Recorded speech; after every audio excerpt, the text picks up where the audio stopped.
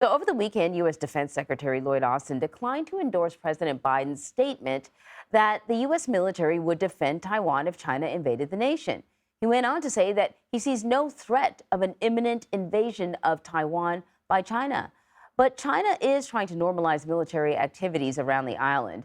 The U.S. and its allies have responded to China's drills with a growing military presence in the region. So Amy Celico joins us now to talk a little bit more about this. She is a principal at Albright Stonebridge Group, part of Denton's Global Advisors. Thanks for joining us, Amy. So, it wouldn't be the first time that President Biden has not been vague, which is basically has been sort of the policy of the U.S., and has said specifically what the U.S. would be willing to do, only to have people within his administration sort of walk it back. So the president sat down with 60 Minutes' Scott Pelley in September, and he said that U.S. troops would defend Taiwan in the case of a Chinese invasion. Lloyd Austin says something different. Why would he say that? Well, Anne-Marie, in fact, it was the fourth time that President Biden got out in front of the strategic ambiguity that the U.S. has maintained about whether and how it would come to Taiwan's defense in the event that there was an aggressive invasion by China. And Secretary Austin, like Vice President Harris last week while she was in Asia, Secretary Blinken last weekend when he was speaking with 60 Minutes as well, all three of these other officials reaffirmed longstanding U.S. policy, which is that we don't want to see a unilateral change to the status quo in the region, and that we will make sure that we have the right capabilities in place to defend Taiwan in the event that it needs to be defended. Indeed, not repeating what the president said, but repeating longstanding U.S. policy towards Taiwan. So over the weekend, the defense ministers for the U.S., Australia, and Japan agreed to boost military cooperation in the face of China's behavior in the Taiwan Strait. All but one of the Quad members. India is a Quad member, but they're not participating in this.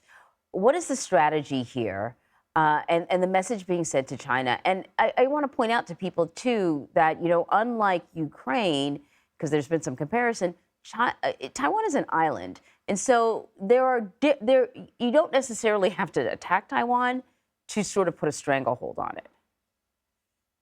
That's right. And all three of those countries, the U.S., Australia, and Japan, have become increasingly worried about China's aggressive action and the fear that China is going to change the status quo in the region by force. And you're right, it doesn't have to be a military invasion. It could be a blockade. It could be taking a few offshore islands.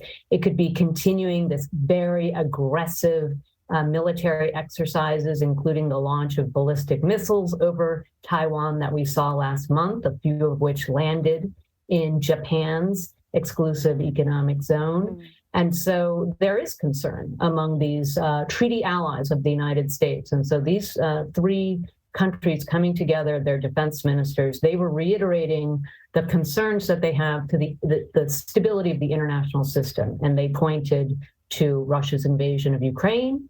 They pointed to China's aggressive action in the East China Sea, the South China Sea, and the Taiwan Straits. And then finally, they pointed to North Korea's continued launch of military weapons.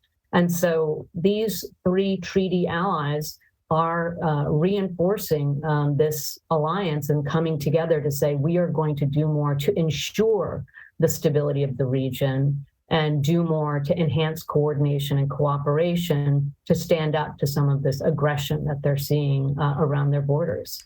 All right. Amy Celico, thank you very much. Thank you.